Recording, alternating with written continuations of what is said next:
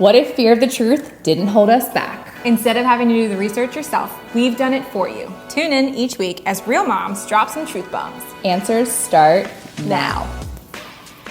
Hey everyone, welcome back to Truth Moms.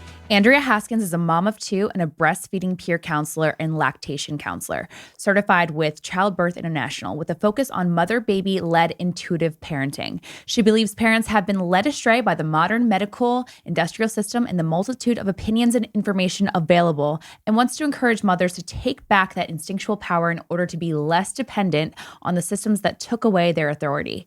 She has an online breastfeeding business at Instinctual Mothering and is co-founder of the collective Radical Moms Union, who organizes campaigns to fight against corporations who disrupt the mother-baby dyad. She also helps other moms grow businesses around breastfeeding and motherhood online. Hey, Andrea, how are you? Good. How are you? So we're gonna start this off by saying to you guys that we've already talked to Andrea. So this is probably gonna sound like for us, it's probably they're like, oh, it sounds like they like redid the questions or they prepped the questions. And the truth is, I mean, one, we did prep the questions, but we recorded this with Andrea a few weeks ago, and then we couldn't get a recording in. Like we had just not pressed the record button. So I'm literally watching the record button at every second now. But hey, that happens. I mean, I don't think you're a podcaster until you've had like a snafu. It finally happened to us. I was wondering when it was going to happen because I hear about it all the time, or I listen to people where it's happened. You're like, and I think it's mostly when you're doing these virtual ones, right? Because you're kind of at the mercy of their connection, your connection, the recording, and everything that's happening in between. So, well, thank you for coming back and not hating us. yes, thank you. It's no problem. I'm here. We're going to make it even better. Yeah, we are going to make it even. So, you know what we thought, it was good though. It was kind of like watching like a playbook for football. Like when you watch the games back and you're like, what could we have done better? So I think we should start by one of the things we're like, we really just kind of like made that intro so long, and we were talking, we came from our point of view and we really didn't give you that platform. So like maybe we just start with Andrea. Just why don't you talk about all the things that all your accolades and where you've come from, but like maybe just talk about like who you are, what you do, and why you feel where you are in your career is the most important for mothers today. Hi. Well, thanks. I was so excited when I found your podcast. I don't remember how exactly. I just came across it on Instagram and I was like, oh, Truth Moms. Oh my God. I'm so excited because I feel like we're aligned on so many things. And I was like immediately in your DMs like, oh my God, I need to come on. Yeah, probably because I was fighting about breastfeeding. I think that was the thing. It was a formula versus breastfeeding episode, and I was haggling some trolls online. Yes, and Andrew was like, I can save her. Yeah, so my handle on Instagram is Instinctual Mothering, and I'm a mom of two and a lactation counselor.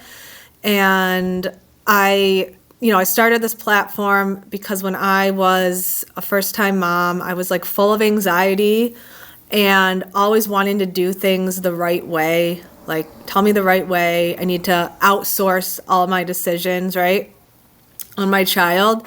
And I felt like I had no idea how to like tune into my instincts. And that involves breastfeeding involves tuning into your instincts because you really have to like trust your body to do its job. Like you can't count the ounces or just know for sure what your baby is getting. So it was really hard mentally for me. I didn't have like a super hard breastfeeding journey, that you typically see with like people that want to become lactation consultants because they struggled so much. I was struggling more mentally with all of like the constraints of do this, put your baby on a schedule, let someone else feed her because they can bond, all that stuff. And I loved breastfeeding, and I was always the one that I wanted my friends to like come ask me questions. So that's why I ended up getting the breastfeeding certificate for breastfeeding counselor and starting my online platform that's all around, like I said, tuning into your instincts and I guess tuning out all the outside noises, especially like different forces that would get in between you and your baby. And it is such a funny world that we live in. So I've started listening to this podcast. It's a book an audio book with it called Birthing from Within. I don't know if you've heard of it, Pam. And one of the things that you start to realize is it really is taking these sort of innate, you could call it animalistic, like, things that should come, second nature to us as mothers, not because it's not there, not because it's not within and we can't figure it out. It's because sort of society has taken it away from us, right? They're like, wait a minute, here's the convenience angle, right? Wait a minute, you might not be doing enough, same thing with the bonding. I had trouble with that too, because the whole thing, we talked about this with the bottles. It was like, thankfully I had someone that was like, don't introduce a bottle until 2 weeks because you do that and it will take away, whatever. And my baby ended up being like, I don't want a bottle at all. And we breastfed the whole time. And I too did not have any issues. And so for me, it was like, oh my gosh, it was surprising to me how instinctual it was. It was surprising to me how I was like, okay, I can just listen to my body. I can do this. I need more water. I need more electrolytes. I need to nourish myself, right? But you do get those other voices, those outside voices coming in, and not just with breastfeeding or any motherhood instinct in general. It's kind of like everything, when it comes to sleeping, when it comes to feeding, when it comes to, I have an aunt I love her to death, but she's very allopathic. She's a NICU nurse. And every time the talk about this home birth comes up, she loses her ever loving mind with me. We thought that because we think the baby's going to come a little early, and she's like, oh, because just so you guys know, if you're ever into the home birth world or you ever want to test it, their system is if it's under 37 weeks, for the health of the baby, it will have to be it cannot be a home birth, right? So they won't have a home birth under 37 weeks. So we're just at the 37-week mark. But for a second, we thought the baby might come early. And she was like, oh, yes, thank God, because then you'll have your hospital birth. And that voice is like, has set me through, right? But like, it doesn't, again, and I'm sure we're going to talk about this, it doesn't come from anything but fear, right? The other person on the other side doesn't know. And so you kind of just instill fear. And then generationally, we lost that like instinct of like, I can do this. Or how do I ask for help? Or where can I ask for help when I need it? Instead of just saying, who can do it for me? Or where's, I just need it laid out so I don't have to think about it. And you kind of lose that internal voice. Yeah, and I think that's where you get a lot of people preying on moms when you have that fear and like that anxiety right in the beginning. And I started writing about, just our society basically, and how in our culture and how like all these forces are trying to immediately right from the get-go, like instill fear. Like even from pregnancy, oh, you need to get scans. You need to be in a hospital in case, someone, in case something goes wrong. You need to get all these tests and blah, blah, blah. Like it's always fear, separating you from your baby, like make your baby independent immediately, like almost immediately. Mm-hmm. And like I started writing about all these different forces that would like tell moms that they need to like separate from their babies from the beginning, sleep training or, going right to formula feeding and pumping and stuff. And like, not that there's not people that like need formula, but I think there's pervasive messages around like, oh, you need space and you need to have other people give a bottle for your mental health and that sort of stuff. So I started writing about that and posting about it. And obviously it's like a contentious topic for sure, but I was reached out to by Natasha, who was a journalist, and she had just had a baby, and she liked my account and wanted to start a Substack, which is a paid blog where we write about all this stuff. So we started Radical Moms Union, which is the community we've created. We still write articles and stuff on all this stuff. We write about, like I said, the cultural forces that get in the way of mother-baby, but we also tackle tropes on social media, like, hot topics on social media in terms of motherhood, big influencers that are influencing the motherhood space, like, you know, like Ballerina Farms or like Paris Hilton. Like we hit on pop culture stuff too. So that's what we've been doing for the past 2 years. And we created this community of moms that are all sort of different. Like we don't have one particular political or religious like background. We just all agree that we want to fight against corporations getting in the way of mother baby. And one of our major campaigns has been like predatory formula marketing on social media. Yeah. So let's go back into that because we when we first started talking with you, we were a little apprehensive, right? Because Yeah. we were like, oh no, when you hear pro breastfeeding, and I should have been better about it too because people come to me and they're like, she must be anti-formula. If she's pro breastfeeding, she's anti-formula. And that's actually not the case with instinctual mothering and radical moms. It's more of we're talking about formula as the entity and the business, not about the type of feeding that you choose to do for your baby for whatever circumstance. Whether I have family that went through breast cancer and had a mastectomy, cannot breastfeed, right? And so really it comes down to resources and understanding and having the mom informed choice, right? Yeah, like autonomy. to make the autonomy to say this is what I'm going to do with my. I swear I'm not doing this with my fingers. Good old social media. But anyway, so I want you to explain to us because I think what really sparked this conversation with us meeting in general, and the fact that we're having this conversation was because I said, I don't care. The fed is best, right? And people have and apparently that goes way back. That statement goes further than me just blatantly saying I just want what's best for mom and baby. There's other kind of things at play. And why is that such a controversial statement? Yeah, why is that controversial? Well, fed is best as a phrase is different than there's this organization, Fed is Best, who have been huge like perpetrators in the space of like creating fear and anxiety in new moms in order for them. I don't know, like they might be getting paid by the formula company. I don't know. But like Fed is Best as the organization has been kind of shady. But I also think the phrase Fed is Best can dismiss some moms because it's like most moms in the US, the majority of moms start out breastfeeding and they want to breastfeed, but they're not like supported in doing so. So like someone telling them fed is best is just saying like, well, what you care about for your baby is not important. It's similar to someone being like, oh, a healthy baby is all that matters when you have birth trauma and you're suffering. It's like, well, you don't matter. All that matters is like you had your baby. Yeah. Yeah, there's mom right there. See, that's what happens. I love that. Yeah. There's mom. We got a real working mom. And I think that's where, again, if what Andrea just said, I totally didn't take that. And I'm sorry if anybody heard that and felt dismissed. But that's, when I say it, it's more of like me going forward and saying, I have friends like you who not tandem fed. What's the? I did a combo feeding after right? 3 months. A lot of my friends have combo fed.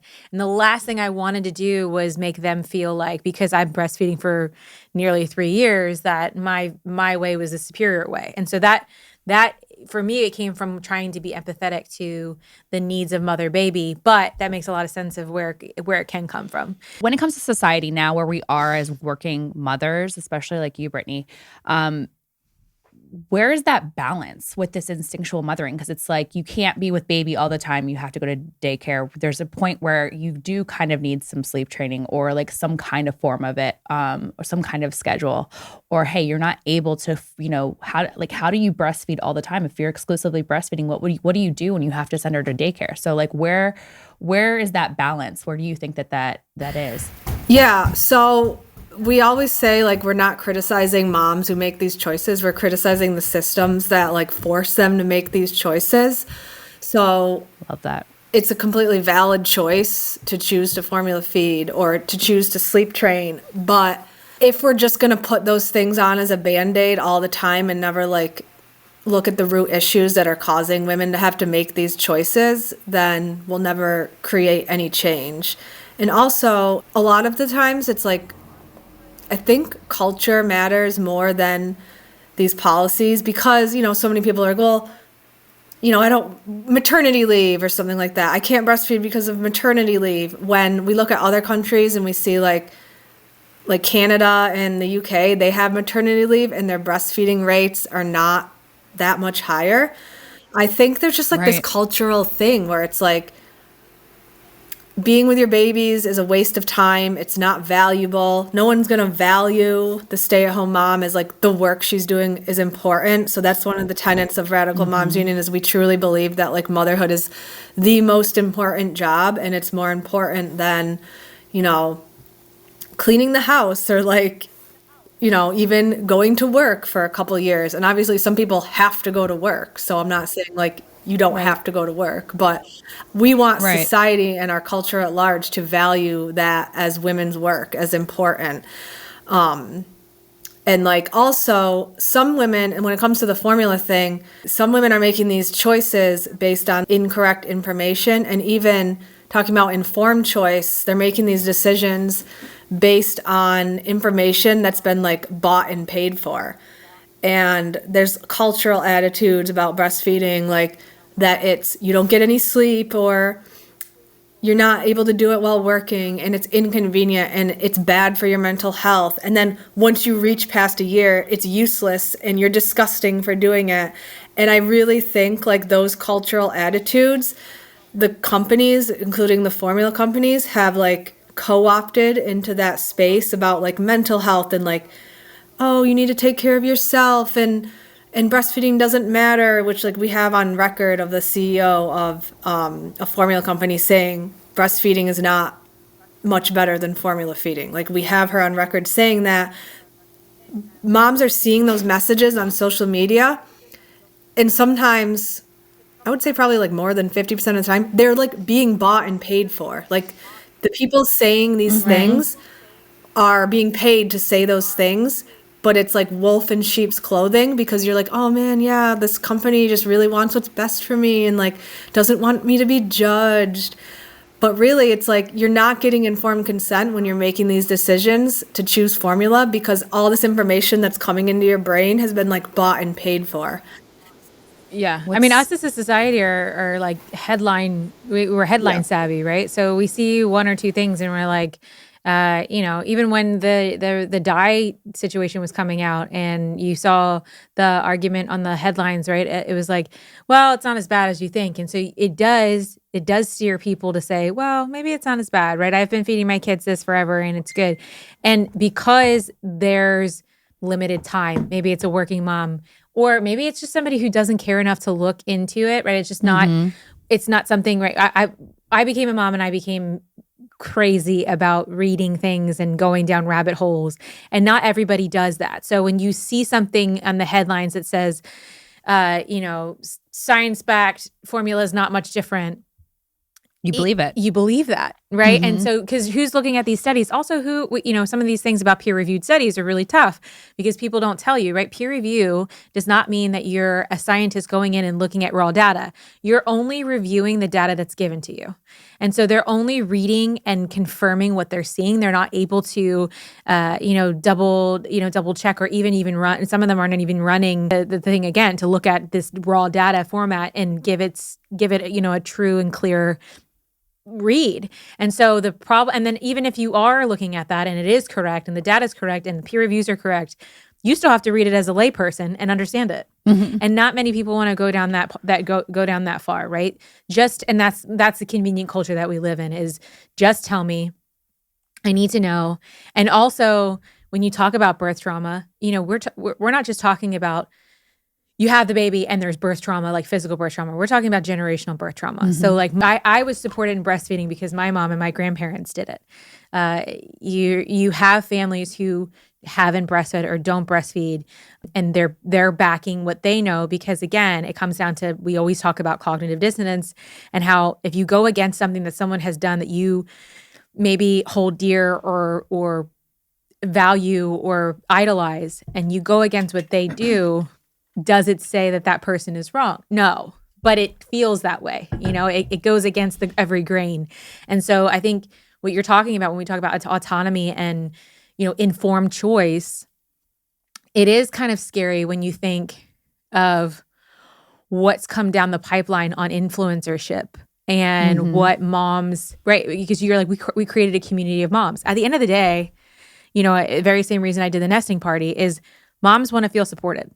And that support can look like, let's talk about it and inform you, or this is what I did and you should do this too. And so you could really go down the wrong path by just simply following somebody that you idolize online. And again, to your point, sometimes they're just getting paid, y'all. I mean, I'll be the first one to say it. Like, like I've gotten like some diaper brands because I'm a very clean person, right?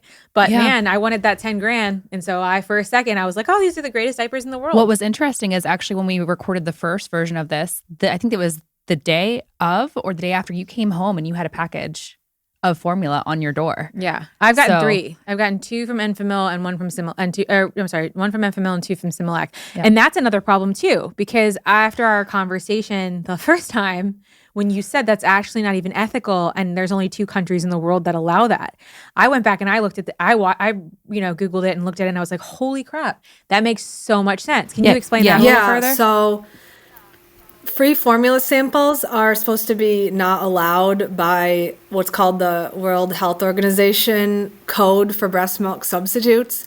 That was put into place in the 80s because Nestle, the big, food conglomerate, in the 70s, they were really tricky and they dressed their employees up as nurses and sent them to developing countries and would give these women free formula samples, but then they didn't have enough to keep buying it and they didn't have clean water. So a lot of babies died and it was called the Nestle formula scheme. Because the women were watering down they their were either formula. stretching it or they literally did not have clean water for it.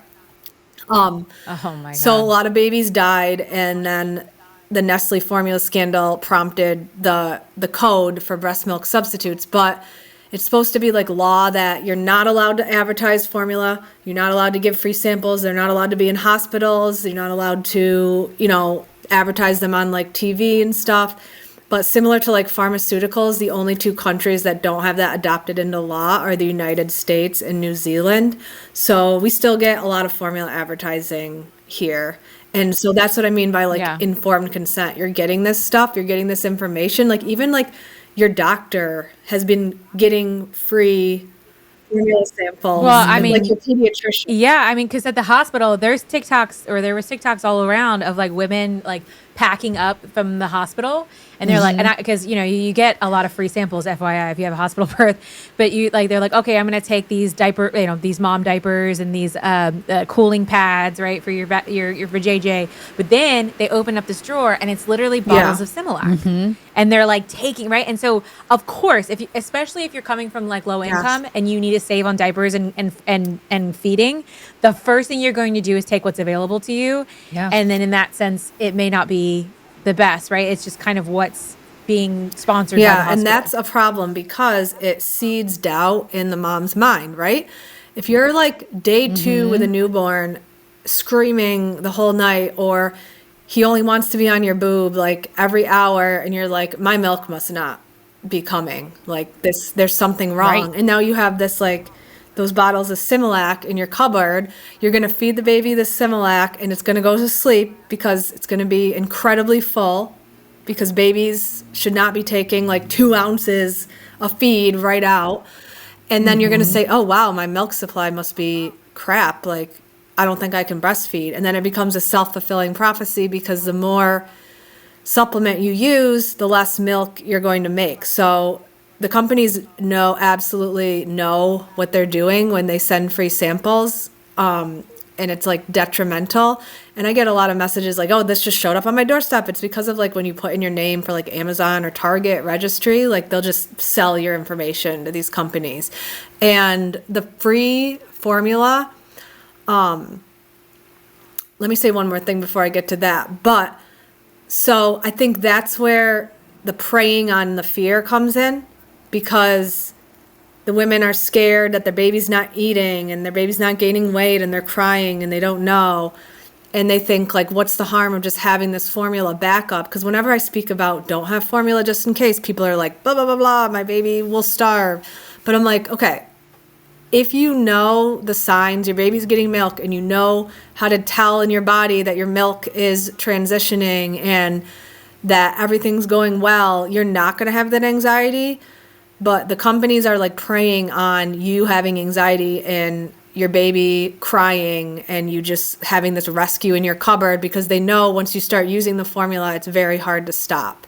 So that's like one form of advertising that formula companies have used for a long, long, long time. Like when I was a baby, my mom got free formula because my grandpa was like buddies with this the local pediatrician. And so the local pediatrician would give my mom all the free formula. She's like, why would I breastfeed? I'm getting this for free. I mean, like, it was the 80s, so no one really breastfed. So like, well, and we went down that rabbit hole together because we had a breastfeeding episode all together, and it was talking about that there was a time where breastfeeding was actually completely villainized, right? They were like, ew, it's gross. That's only for, the enslaved old wet nurses. It's not, culturally it's not a thing. And here's formula. And then formula kind of took over. And then when the whole Nestle scandal really happened, that's when people started coming back. And so you see historically this pendulum swing between breastfeeding and formula since formula's introduction, right? Because it does provide relief for moms that cannot. So we're talking about, even if you choose to, just as long as you've gone down the rabbit hole for yourself of this is what I want to do and I'm making the informed choice, fine. But where I think you're right is that it is, I had a backup. I literally bought a backup just in case, right? And that seed of fear, if you believe in self-fulfilling prophecy, if you believe in manifestation, you're sort of adding that seed of doubt for yourself. And then, we talked about this before.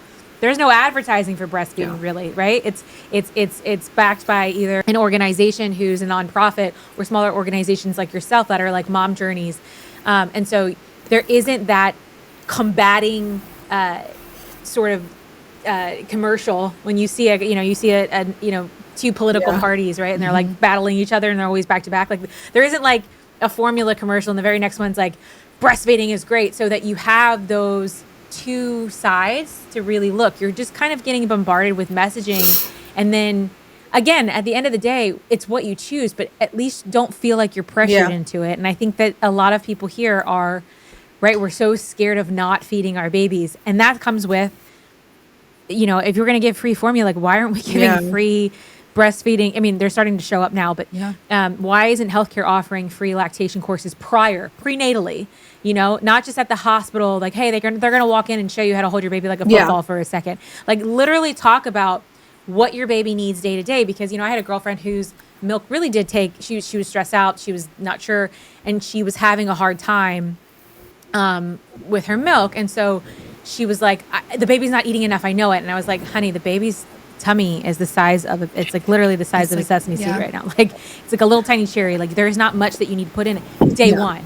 Right. And but again, to your point, most people don't know that. They don't have that knowledge ahead of time. And even when you do, I would say birthing classes, they're not really teaching that either. I mean, this is such a separate talk of knowledge that you have to have. And there's so much to learn about your body as a mother going through birth and what that looks like. I feel like feeding kind of takes a back seat. And can you actually, go through some of those things where you're indicating that the baby is getting enough for people that are, maybe pregnant right now, it's their first time, or they want to breastfeed and they don't have that information? Can you walk us through that? So, and you have to keep in mind that, because you see that like big Similac bottle that's 2 ounces versus, like I said, like a cherry, right? That's the size of the baby's stomach when he's first born. So your baby is taking in very, very little the first few days. Your milk goes from colostrum, which is like very thick and sticky, to milk, which is thinner and more voluminous. So you're looking for diapers, which is the biggest one. The first couple of days, diapers are iffy because you get like the meconium pass through, and then you start looking at diapers like days 3, 4, 5. You start looking for like that seedy, like, popcorny smell, sort of mustardy. And you want like 3 or 4 poops a day. You want 5 or 6 wet diapers a day. And then obviously weight gain. And then another thing that sabotages women in the beginning is, especially if you've had like a hospital birth with a lot of IV fluids, is the baby is kind of weight is kind of inflated from birth because of fluids. And then they lose weight, which is completely expected, like up to 10% of their body weight. You know, sometimes women get roped into supplementing because of that. Like, oh my God, my baby's losing weight, but that's actually like a normal occurrence. But then they should start to gain once your milk comes in, like 5 to 8 ounces a week, they should be gaining. And obviously you probably don't have a scale at home, but like you'll go to the pediatrician and they'll weigh them. And then if you know, though, because like sometimes pediatricians will be like, oh, they're not gaining enough. But then when like my clients tell me the information, then I check it against like that 5, like they actually are. So that's another thing where they can get sabotaged, where pediatricians just have like their growth charts are for formula fed babies and they grow faster, and women are trusting their doctors to like tell them what to do, but like a lot of pediatricians just aren't trained in breastfeeding, and again they're using like a band-aid, like oh, they're not gaining weight, use this formula bottle, and they're just like getting roped into it, not understanding that when they use the formula they're going to lower their milk supply, instead of the pediatrician being like, hey, like here's a referral to a lactation consultant. So like obviously weight gain and diapers are a big one. And then like I said, when the milk transitions from like the thick and gooey to the actual milk, you listen for swallows, you listen for gulps, and then you learn like what it looks like when the baby's chin drops down to hear them swallow, like that sort of thing. Like I was never taught that ever.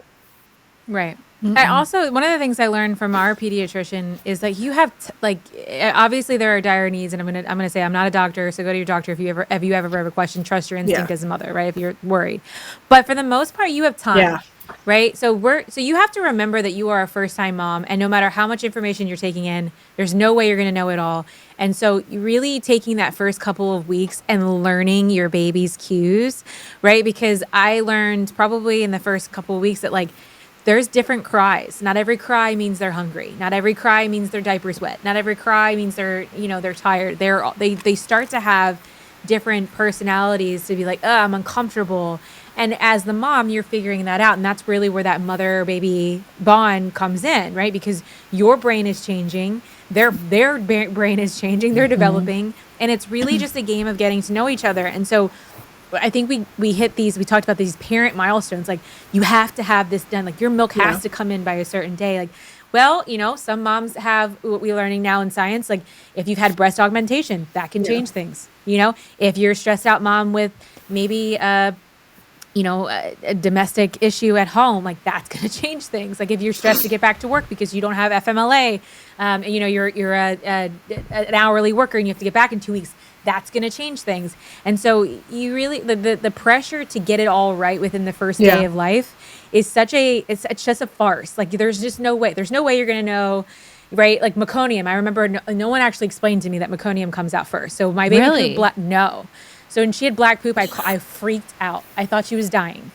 Right. And I was like, what is that? And they're like, whoa. Totally good. Totally fine. Don't worry about it. Right. But they didn't explain. I thought meconium was like, it was happening in the womb and then, whatever. But no one explains that first poop.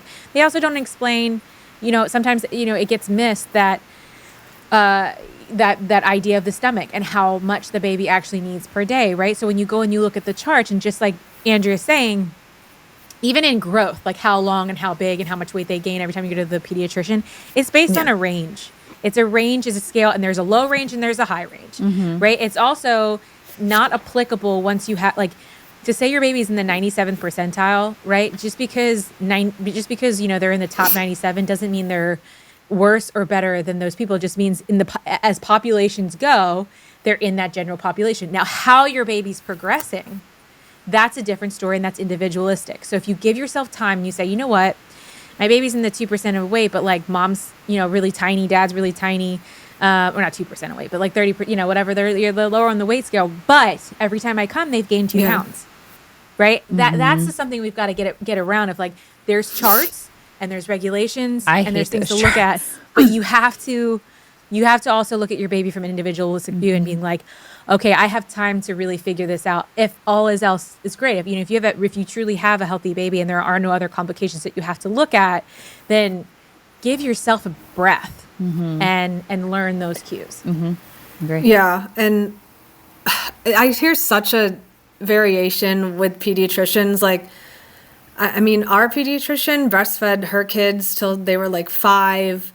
Like, is totally would never say anything about. But I hear like horror stories about, you know, them telling, you know, them to stop after 1 and it's useless, and then pediatricians just going right to formula and saying like, here you need to feed formula, and not referring to like I hear horror stories, and I'm hoping that like eventually the pediatricians' relationship with the formula industry, which has like a long history, I'm hoping that maybe that's going to fade out, but there is a good chance that like it's not like the formula company is actively paying them, but since pediatrics was basically formed, I don't know if we talked about this last time, pediatrics was basically only formed because of formula, because like everyone used to just go to their family doctor to, you know, for when their kids were sick.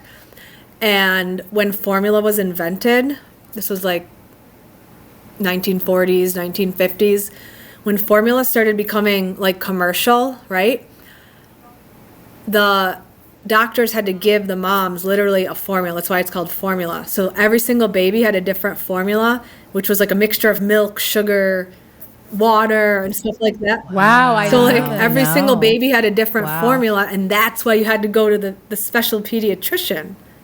So like that is the only reason why pediatricians even exist. That's a tidbit. So like that long history, and then like as we progressed, like I said, in the 80s, like they're getting free lunches, they're getting free samples, like just like the pharma reps that go in, you know what I mean? Like that still exists. So it's just really hard for, I think, to separate those two. And I really respect a pediatrician that would be like, yeah, I don't know much about breastfeeding, like here's a referral, but a lot of them are in that fear-based mindset where they're just like, here, your baby's not gaining weight, here's some formula. That lowers the mom's milk supply. She believes she has a low milk supply. And her journey is sabotaged without being truly informed. And like, I'm actually go ahead. Sorry. I'm actually thinking back right now to not the pediatrician that we go to now, but the first one that I was seeing when I had a newborn, and breastfeeding at that time was going great. He was gaining weight, and she put that seed of doubt in my mind. Was like, it's okay to give formula, by the way. There was no reason why she should have done that. I'm looking back on it right now. It's insane. Yeah, and I don't even know. Yeah, I was an overproducer, so I never had that conversation. But I was producing just fine. She was just like, "Oh, are you sure it's going okay?" Like that she is was so weird, almost doubting me, and it was very I odd. get that all the time. Like I said, I get so many different stories, and I think that is cultural. I mean, who knows? Anything can happen. I don't think that doctor is like getting paid under the table by like Similac. I mean, maybe she is. I don't know. They do get the free sample, but it's like culturally, and the free samples from the doctors, and like they used to smooge, like they used to like bring them out to lunch, like the formula reps, and like sometimes formula companies have built entire nurseries in hospitals. Like they'll donate to hospitals. They'll sponsor conferences. That's like Similac and Enfamil's playbook, like the old ones. And I don't think I've ever seen like an influencer like simping for like Enfamil on like TikTok or something. The new playbook of these newer formula companies is getting into this, we're not judging you, you know, breastfeeding is bad for your mental health. Like, why don't you? Yeah, but they're on the New York Times, right? Like they're right down on Broadway and New York Times, looking in these huge, massive ads. Yeah. Those newer ones as well. Plus the millions of influencers that they pay. So Radical Moms Union has kind of focused on that, on the formula company infiltrating the social media space and like the motherhood space, and like taking advantage of mothers once again. Just like the other strategies of sending the free formula, this is just kind of like the new playbook of paying influencers and paying people to come on social media and misinform women, like on our own turf. That's why it's a problem. It's like social media is ours, and they're just coming and kind of spreading misinformation and taking advantage of mothers. And again, mothers are getting informed based on like people that are being paid to spew certain information about breastfeeding that's just not true. Like if a mom wants to come on like unpaid and be like, I chose formula because of XYZ, like that's just giving her opinion. But now a formula company is going to pay an influencer to say that. Now you're compromised. Now you're not getting informed consent.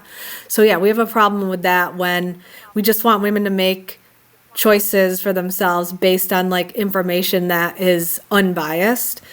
Right. So And it's so fun. It's so funny to me because in this second pregnancy, I'm really learning that, when you go not, I wouldn't even say it's holistic, but I would just say because I'm asking questions, it starts to get into this like you're a crunchy mom realm, right? But like because midwifery and obstetrics, though they are both medical fields, you have sort of this like a tension, and then you get doulas, and that's a whole other realm, right? And in the same way, I think you have these pediatrics and lactation consultants, right? So the second you're like, I'm seeing a lactation consultant, people are like, oh, so you paid for that? Or I went to, cranial sacral and myofascial and chiropractics. And it starts to sound like you're like, again, the anti-establishment. And I'm like, no. I'm also going to a pediatrician, and I know that formula is available to me. I'm going to try this other method over here. Mm-hmm. And when you start to see that conversation online, you're right. It does look like, well, it doesn't make sense. It's scary because for the mom who took again, choice is choice. But if you took the bait and you basically just went with what the first influencer told you, right? It does feel like an attack when you're like, I chose to breastfeed.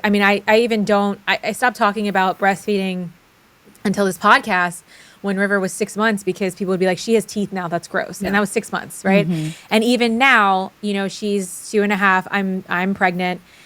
We decided we're going to continue tandem feeding so long as it's helpful to her. And speaking of how thick colostrum is, she's getting that, and she's gaining, my toddler's gaining more weight because she's breastfeeding the colostrum, which they said it's because it's, super rich in nutrients. And so they said, expect your toddler to get a little pudgier because it's, it's so nutrient dense.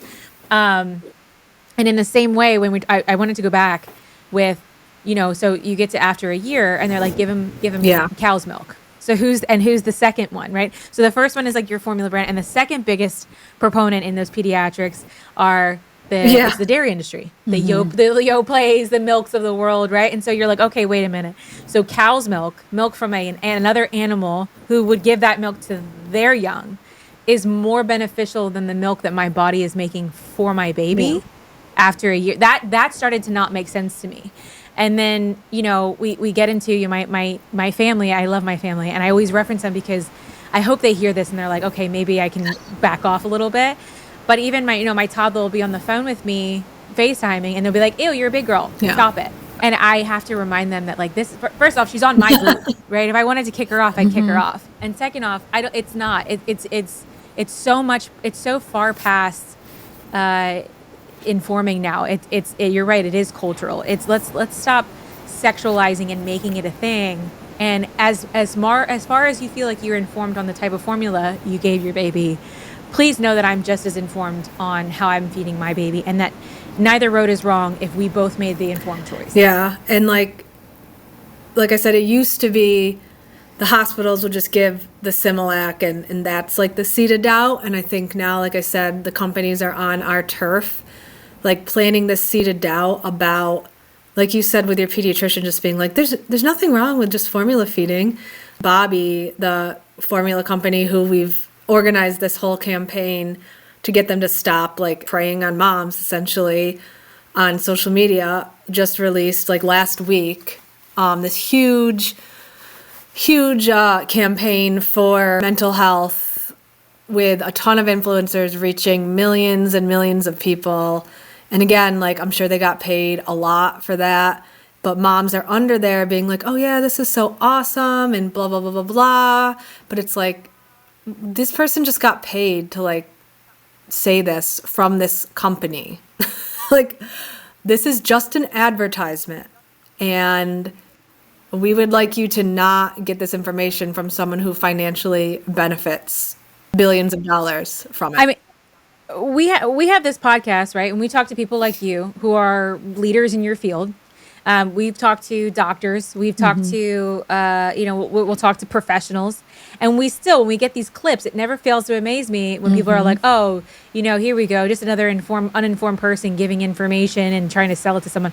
And I think about it and I'm like, but you just said the same thing, right? No one's picking apart the influencer who's taking the money for formula or whatever other baby brand and claiming that they know best, right? They get the ad, Because they it's get paid. the clicks, and people make the money. But here I am trying to talk to you, and that is much more of a problem than the $10,000, $20,000, $30,000 deal they may have gotten in a different industry, which is just bizarre to me. Because it's backed by a corporation. It's the right thing Right. for whatever reason. Right. Yeah, well, Bobby tries to put on this ploy like they're just a mom, and there's people in the comments defending them. I don't know what Bobby's done for them, but like they're like, it's just a mom-owned company. And what we did last last August for World Breastfeeding Week is we dug up all this info on who their investors are. And it turns out like 90% of their investors are these like tech dudes, like tech bros. And we got all their information. And like for World Breastfeeding Week, we did like a virtual nurse-in where we posted a picture of us breastfeeding and said like, hey, Bobby, please stop, convincing women to stop breastfeeding for like money. And then we tagged the male investors. And like Bobby found out about that and tried to make a post about how they're just a woman-owned company and they're just two moms helping other moms, but really they're this like, multi-million-dollar corporation. Had they ever sat down with you? Like, because obviously you guys are big proponent. Have they ever sat down with you to kind of discuss marketing tactics and making sure that they're kind of on the ethical form? Like, right? They're obviously pro formula. They're a formula brand. They're obviously two moms and they want the best, whatever. But have they ever been like, you know what? We've gotten a little too far, and let's talk about that. In October, we sat down on Zoom with Laura Modi, the CEO of Bobby, because she had seen posts from Cece Meyer. I don't know if you follow her. She's an influencer, like a big influencer in the crunchy space, I guess, because she had done our virtual nurse-in, and Laura, wanted to see that. She listened. She didn't do much talking. She listened to all of our stories. We have a bunch of different moms who have different stories from all walks of life. We have formula feeding moms who told Laura, like looked her in the eye and said, this is how your marketing makes me feel as a formula feeding mom. We had a mom whose baby died and said, I don't like your marketing that tells me I'm going to have better mental health when I quit breastfeeding because breastfeeding was the only thing holding me together when my baby died. And she listened to our stories. She was very surface polite. And then we started reading our demands because we have demands as a union. We want them to stop trashing breastfeeding in their marketing. Stop paying influencers. We want Laura Modi to apologize for trashing breastfeeding in their marketing. We want them to, like I said, cease all influencer partnerships. And yeah, it turns out they didn't listen because they just, like I said, came out with a new formula influencer campaign last week. And I might be a little bit delusional about this, but it does seem their messaging has changed a tiny bit based on our criticisms. I still think it's unethical because, like I said, you're paying people to say something in order to profit, okay? You're paying someone to sabotage moms in order for your company to make billions of dollars. And this might hurt my pockets too, because I do influencing marketing as well. But what I would challenge these businesses to do, because I do get, I work for a for-profit e-com, whatever, and I obviously not a baby brand, but I do realize that there is power in marketing, and that's how they get their brand name out. And essentially, they are a business that needs to make money, right? What I would challenge you guys to do, not you, Andrea, but those companies, particularly formula marketing brands, is if you're going to do influencer marketing, you need to do it with people who are industry leaders, right? Go ahead and go with I would rather hear from someone who is in the pediatric space of why they think Bobby is better over other formula, like fight other formulas, like fight the good fight of of the other formula world, or moms that maybe have gone through formula and because of choice or whatever they believe in and why they're using it, but making sure that these people are actually actively using the brand and not just having these one-offs like, well, just in case I've got this, someone like me who doesn't formula feed, like I hope I never get, I mean, as much as I would love $20,000, $30,000, $40,000, I'm going to say no, because I'm not feeding my baby that. And I wouldn't want to misinform somebody when all the while I'm over here breastfeeding, right? And so I would challenge these marketing gurus to really know if you're going to know your audience, then you need to know your influencer. And we can't just because someone has 1 million followers or because they're in the mom space, it doesn't make them industry leaders, and it doesn't make them professionals in the space. And that's where I think you're missing the marketing. If you're going to do it because for whatever reason, this is the capitalistic world we live in, is we got to make money, then do it with like class. Yeah. And well, I disagree a little with you. I don't think it needs to be advertised at all, because everyone knows where to get formula. No one's like, oh my God, like, what am I going to do? Like, no, you know where to get formula. Yeah. It's a product that's there when you need it, and as it should be. But I do. But see, you and I disagree on the type of formula, right? So I think that there are formulas that are better brands than others, and you're telling me that they're kind of all the same. Well, whatever your preference is, and that's why I was like excited when Bobby first came, because they were kind of like, they were modeling themselves like the European brand, because everyone was getting like Hip and Hall in the crunchy sphere before that. And I was like, oh, good, like there'll be another option. But then they started with the terrible marketing. But like you said, Bobby decided for whatever reason their marketing is all going to be like our formula versus breastfeeding instead of our formula versus other formulas. It's like, why don't you just stick to that instead of your target marketing being for breastfeeding moms? That's where like we have a problem with. So they're not highlighting like their ingredients or whatever. Like if a mom feels better using that, like, then yeah, go ahead and use it. Like, there is a small difference in their ingredients, but they're not marketing that way. They're marketing directly against breastfeeding. I'd rather see them, like I said, when I first saw the ad, like, oh, the European formula made in America. I was like, okay, cool. But then they started bashing breastfeeding. And I wonder if, as we start looking at Kellogg's, the cereal, and other brands like General Mills, or even outside of I'm talking about just like the food and beverage world, when you start to hear that other brand, like Procter and Gamble, for example, has different brands, I wonder if the reason why they don't go after each other is because essentially they're looking to be bought out by these brands, right? So like Similac would then umbrella Bobby. Interesting. At some point. I don't know if she would do that. And so I wonder. That's a really good point. I don't know. But I mean, because I think about all the like all these. So it is in the world I'm in with toddlerhood right now, right?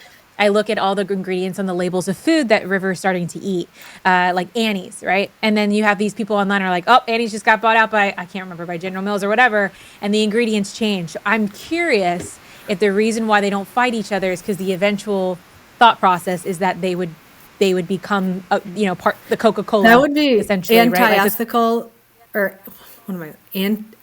I don't know. That would be opposite of what their company stands for, but maybe when Rad Moms Union gets done with them, they're just, I don't want to be the CEO of a formula company anymore. I'm done with this crap. I'm selling out. New goal. Hey, there it is. Get them to sell out, right? Yeah.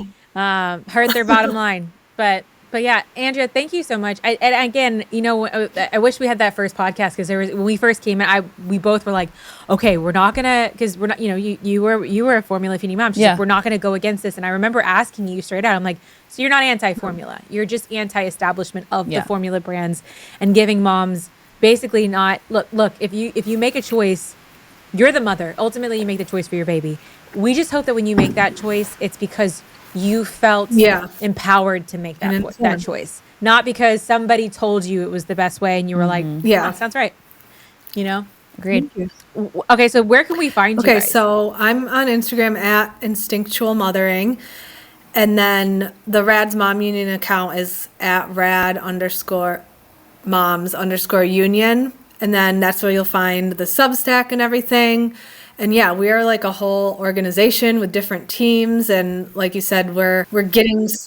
Are you in different Yeah, states we've and things never like that? Or are met you in mostly person. okay? Anyone in the Rad Moms Union. Oh, We wow. just connected online and we got wow. all this stuff done and like literally met with the CEO of a formula company. Like it's crazy. That's amazing. So yeah. See, that's the good Yeah, part. too. exactly. That's Everyone where- talks about Exactly. The negative. power of But it's the been internet. so Yeah. positive for me. And yeah, you can also join our campaign if you feel passionate about this and are interested in this. Follow us, check out the Substack, and we do have like meetings, regular meetings where you can find out more about like what it is we do. Like I said, we have different teams that work to disrupt what the companies are doing, basically. Yeah.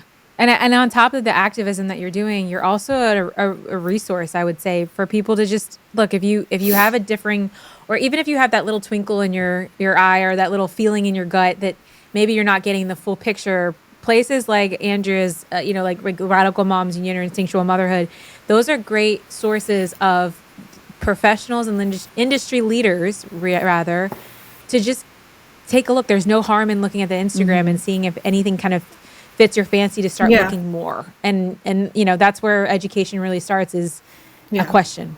Thank you. Thank you so much. Thank you. And now we did it. Now I'm like It's looking at this, I'm like, okay, recording. it's recording. We're gonna send it. Thank you so much for coming on again. And we hope to hear from you soon. Awesome. Thank you, Andrea. Bye guys. Bye. Thanks for tuning in to Truth Moms. Remember, mamas, the truth starts at home. If you enjoyed this episode, don't forget to subscribe and leave us a review. It really helps us reach more moms like you, and plus, it's free. Until next time, stay strong, stay curious, and we will keep dropping those truth bombs.